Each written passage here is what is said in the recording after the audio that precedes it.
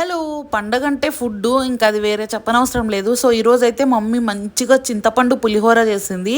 అందులో కొబ్బరి బొబ్బట్టు చేసింది. జనరల్లీ మామూలుగా ఓలిగలు చేస్తాంటది. కానీ ఈసారి మంచిగా పచ్చి కొబ్బరిని పాకం బట్టి దాంతో ఓలిగ చేసింది. చాలా చాలా బావుంది.